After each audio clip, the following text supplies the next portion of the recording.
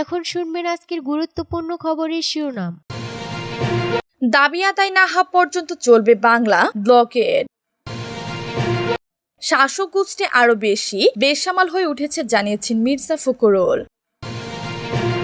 সরকারি চাকরিতে কোঠা ব্যবস্থা নেই, সঙ্গত সমাধান খুঁজে আহ্বান জামায়াতের। বিএনপির কাছে আমার প্রশ্ন, দেশটাকে কয়বার বিক্রি করা যায় জানিয়েছেন পররাষ্ট্রমন্ত্রী। এখন সময় হয়েছে সম্মানের সঙ্গে বিদায় নেন সরকারকে কর্নেল অলি। বন্যা 18 জেলায় বিস্তৃত, ক্ষতির মুখে 20 লাখ মানুষ। দাবি আদায় না হওয়া পর্যন্ত চলবে বাংলা ব্লকেড। সরকারি চাকরিতে বেতন কাঠামোর 9তম থেকে 13তম গ্রেডে আগের প্রথম ও দ্বিতীয় শ্রেণীর কোঠা বহালের সিদ্ধান্তে প্রতিবাদ এবং 2018 সালের পরিপত্র পূর্ণ বহালের দাবিতে আজ বাংলা ব্লকেড শীর্ষক ধর্মঘট কর্মসূচি পালন করবেন আন্দোলনরত শিক্ষার্থী ও চাকরি প্রত্যাশীরা। দাবি আদায় না হওয়া পর্যন্ত এই ধর্মঘট বা অবরোধ কর্মসূচি চলবে বলে জানিয়েছেন তারা। রোববার 7 জুলাই রাত 8টায় শাহবাগ মোড়ে অবরোধ কর্মসূচির শেষে আন্দোলনের অন্যতম সমন্বয়ক নাহিদ ইসলাম বলেন, অনির্দিষ্ট সময়ের জন্য ক্লাস পরীক্ষা বর্জন করে ছাত্র ধর্মঘট চলবে। একই সঙ্গে তারা দেশে বাংলা ব্লকেড কর্মসূচি চলবে। আজকে শাহবাগ থেকে বাংলা মোটর পর্যন্ত অবরোধ গিয়েছে, কালকে ফার্মগেট পর্যন্ত যাবে। তিনি বলেন, আমাদের আন্দোলন ছড়িয়ে পড়েছে শহর থেকে শহরে, আগামী দিনে এটা আরো ছড়িয়ে পড়বে। আমরা সংবিধানের সকল নাগরিকের সমান অধিকার আদায়ে লড়াই করছি। আমাদের আদালত দেখালে আমরা সংবিধান দেখাবো। আমাদের আদালতের জন্য অপেক্ষা করার কথা বলা হচ্ছে। আমরা 50 বছর অপেক্ষা করেছি, আর কত? শিক্ষার্থীদের পিঠ দেয়ালে লেগে গেছে, হয় কুঠা দূর করতে হবে, নয়তোবা পুরো বাংলাদেশকে শতভাগ কুঠার আওতায় নিয়ে আসতে হবে। শাসক গোষ্ঠী আরো বেশি বেসামাল হয়ে উঠেছে জানিয়েছেন মির্জা ফখরুল। ক্ষমতাসীন আওয়ামী লীগ শাসক গোষ্ঠী আরো বেশি বেসামাল ও জুলুমবাজ হয়ে উঠেছে বলে মন্তব্য করেছেন বিএনপি মহাসচিব মির্জা ফখরুল ইসলাম আলমগীর। তিনি বলেন, জনভিত্তিক নেই বলে 7 জানুয়ারি প্রহসনের নির্বাচনের মাধ্যমে ক্ষমতা দখল করে আওয়ামী লীগ শাসক গোষ্ঠী এখন আরো বেশি বেসামাল ও জুলুমবাজ হয়ে উঠেছে। রোববার বিকেলে গণমাধ্যমে পাঠানো এক বিবৃতিতে তিনি এসব কথা বলেন। পিরোজপুর জেলা যুবদলের আহ্বায়ক মারুফ হাসানের জামিন নামঞ্জুর ও কারান্তরীণের ঘটনায় গভীর উদ্বেগ প্রকাশ করে এই বিবৃতি দেন তিনি। অভিযোগ করে মির্জা ফখরুল বলেন, বিরোধী নেতাকর্মীদের কারাগারে পাঠানো এমন অবৈধ আওয়ামী লীগ দখলদার সরকারের প্রধান লক্ষ্য হয়ে দাঁড়িয়েছে। আদালতকে দিয়ে মিথ্যা মামলায় সাজা প্রদান সহ জামিন নামঞ্জুর করায় এই কাজটি সরকার করছে। মারুফ হাসানের জামিন নামঞ্জুর ও কারাগারে পাঠানোর ঘটনা সেটি ধারাবাহিকতা।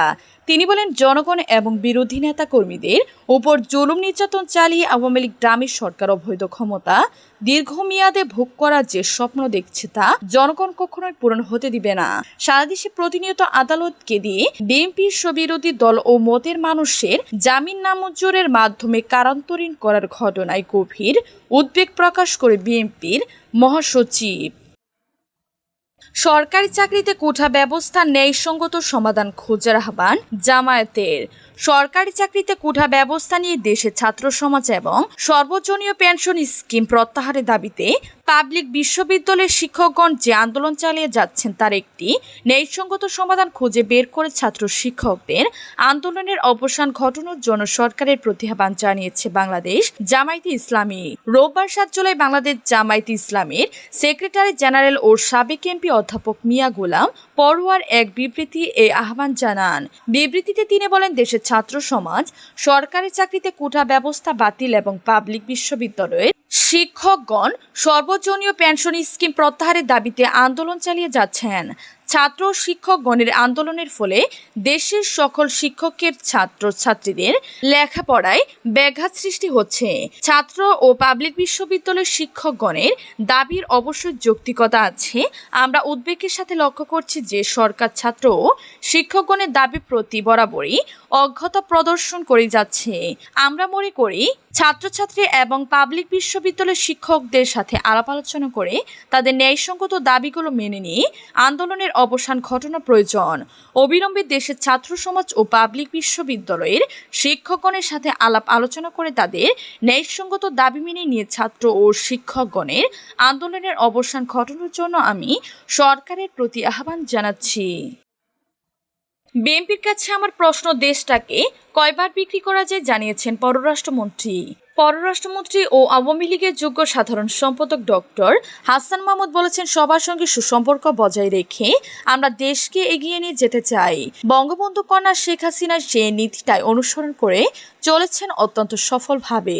সবার সঙ্গে সুসম্পর্ক রেখে বিএনপির গাত্রদাহ হচ্ছে, সেজন্য তারা উল্টাপাল্টা বলা শুরু করেছে।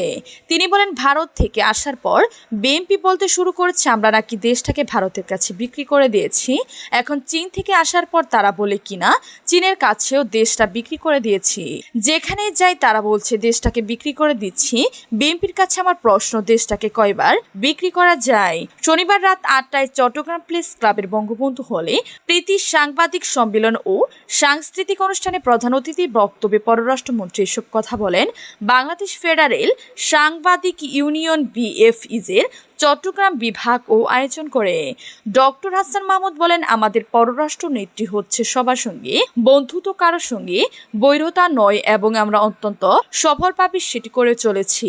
আমাদের প্রধানমন্ত্রী ভারত সফরে গিয়েছিলেন, সেখান থেকে সে কিছুদিনের বিরতিতে তিনি এখন চীন সফরে যাচ্ছেন। আমাদের সঙ্গে ভারতের যেমন অত্যন্ত চমৎকার সম্পর্ক, চীনের সঙ্গে আমাদের অত্যন্ত ভালো সম্পর্ক। আমাদের সঙ্গে রাশিয়ার যেমন অত্যন্ত চমৎকার সম্পর্ক, একই সঙ্গে মার্কিন যুক্তরাষ্ট্রের সঙ্গেও আমাদের অত্যন্ত চমৎকার ও ভালো সম্পর্ক। তিনি বলেন, আমার নিকট প্রতিবেশী ভারত যারা আমাদের মহান স্বাধীনতা সংগ্রামে অবদান রেখেছে, তাদের সঙ্গে যেমন ভালো সম্পর্ক বজায় রাখছি, তারা স্বাধীনতা সংগ্রামের সময় আমাদের পাশে ছিল না, তারাও আমাদেরকে সহায়তা করছে, আমাদের সঙ্গে সুসম্পর্ক রাখছে, আমাদের উন্নয়নের অবদান রাখছে। এটি আমাদের পররাষ্ট্রনীতির এই সফলতা। এটি বিএনপির অনেকে বোঝে না, বোঝার ভান করে। এখন সময় হয়েছে সম্মানের সঙ্গে বিদায় নেন, জানিয়েছেন সরকারকে কর্নেল ওলি। আওয়ামী লীগ ভারতে সেবাদাস হিসেবে কাজ করে আসছে, এমন মন্তব্য করেছেন লিবারেল ডেমোক্রেটিক পার্টির LDPর প্রেসিডেন্ট ডক্টর কর্নেল অফ ওলি আহমেদ বীর বিক্রম। সরকারের উদ্দেশ্যে তিনি এও বলেছেন, ক্ষমতা কখনো চিরস্থায়ী নয়, মনে রাখবেন সামনে চরম দুঃসময় অপেক্ষা করছে। আল্লাহ ও রাসূলের বাণী সদা সত্য। এখন সময় হচ্ছে সম্মানের সঙ্গে বিদায় নেন। রোববার রাজধানীর মগবাজারে LDP কার্যালয়ে এক জরুরি সংবাদ সম্মেলনে তিনি এসব কথা বলেন। কর্নেল ওলি বলেন, মহান মুক্তিযুদ্ধের মাধ্যমে অর্জিত এই স্বাধীনতা দেশটিকেও আমাদের উপহার হিসেবে দেয়নি। দীর্ঘ 9 মাস রক্তক্ষয়ী যুদ্ধের মাধ্যমে আমরা পেয়েছি স্বাধীন বাংলাদেশ, ভারত পেয়েছে দ্বিখণ্ডিত পাকিস্তান। আমরা উভয়ে নিজেদের স্বপ্ন বাস্তবায়ন করছি, সুতরাং হিসাব সমান সমান। বরং প্রায় লক্ষাধিক পাকিস্তানি সেনা সদস্যের ফেলে যার সব অস্ত্র, গোলাবারুদ, যানবাহন ও অন্যান্য সামগ্রী এবং বিভিন্ন শিল্প কলকারখানার মেশিন ইত্যাদি ভারতের সেনাবাহিনী নিয়ে যায়। আওয়ামী লীগ সরকার তখন একটি দুঃশব্দ পর্যন্ত করার শ্বাস পাননি। প্রথম দিন থেকে আওয়ামী লীগ ভারতে সেবাদাস হিসেবে কাজ করে আসছে, যা জাতি হিসেবে আমাদের জন্য অপমানজনক। তিনি বলেন, এই অবৈধ সরকারের কোনো MOU স্বাক্ষর করার সাংবিধানিক অধিকার নেই, কারণ তারা জনগণের নির্বাচিত প্রতিনিধি নয়। বিশেষ করে অবৈধ প্রধানমন্ত্রী ভারতের সঙ্গে যে MOU স্বাক্ষর করেছেন তাতে দেশের জন্য অনেকগুলো ক্ষতিকর, সংবেদনশীল এবং স্পষ্টকাতর বিষয় রয়েছে। আওয়ামী লীগ যেন তেন ভাবে ক্ষমতায় টিকে থাকতে চায়। দেশের এবং জনগণের কাছে তাদের জবাবদিহিতা বালাই নেই। তাদের কারণে দেশ নির্বিচার নির্বাসিত, মানবাধিকার পদদলিত। বন্যা 18 জেলায় বিস্তৃত, ক্ষতির শিকার 20 লাখ মানুষ। আরও 3 জেলা বন্যা কবলিত হয়েছে বলে জানিয়েছেন বাংলাদেশের দুর্যোগ ব্যবস্থাপনা ও ত্রাণ প্রতিমন্ত্রী মোহাম্মদ মহিবুর রহমান। এর দেশের মোট 18 জেলা বন্যা কবলিত হয়ে পড়ল। বন্যা পরিস্থিতি নিয়ে আজ রোববার আন্তঃমন্ত্রণালয় সভা শেষে প্রতিমন্ত্রী কথা জানান। প্রতিমন্ত্রী জানান, এ পর্যন্ত বন্যায় ক্ষতিগ্রস্ত জেলার সংখ্যা 18, ক্ষতিগ্রস্ত মানুষের সংখ্যা 20 লাখ ছাড়িয়েছে। বন্যা দুর্গতদের জন্য 3000 আশ্রয় কেন্দ্র খোলা হয়েছে। এসব আশ্রয় কেন্দ্র 40,000 লোক আশ্রয় নিয়েছেন। বন্যার্তদের চিকিৎসার জন্য 619টি মেডিকেল টিম গঠন করা হয়েছে। সম্প্রতি উজান থেকে নেমে আসা পানি এবং ভারী বৃষ্টিপাতের ফলে দেশের বিভিন্ন স্থানে বন্যা পরিস্থিতি বিরাজ করছে বলে জানান ত্রাণ প্রতিমন্ত্রী। তিনি বলেন, প্রধানমন্ত্রী গত একনেক বৈঠকের সম্ভাব্য বন্যা মোকাবেলায় প্রস্তুত থাকতে সবাইকে দিক নির্দেশনা দিয়েছেন। সেই অনুযায়ী বন্যা মোকাবেলায় সর্বোচ্চ চেষ্টা চলছে। তিনি বলেন, শনিবার সরকারি ছুটি থাকলে আমাদের সবকটি কার্যালয় খোলা রাখা হয়েছে। আমাদের কর্মকর্তা কর্মীরা কাজ করছেন। মহিবুল রহমান আরো জানান, দুর্গতদের প্রয়োজনীয় সহায়তা লক্ষ্যে এ পর্যন্ত 18 জেলা 21,700 মেট্রিক টন চাল, নগদ 5 কোটি 47 লাখ টাকা, 65,500 প্যাকেট শুকনা ও অন্যান্য খাবার, গো খাদ্য বাবদ 40 লাখ টাকা এবং শিশু খাদ্যের জন্য 40 লাখ টাকা বরাদ্দ দেওয়া হয়েছে। এদিকে বন্যা পূর্বাভাস ও সতর্কীকরণ কেন্দ্রের তথ্য অনুযায়ী দেশের বিভিন্ন নদ নদীর 110টি পয়েন্টের 59টিতে পানি বেড়েছে আর 49টিতে কমছে, বাকিগুলোতে স্থির আছে। লালমনিরহাট জেলায় তিস্তার পানি বেড়েছে।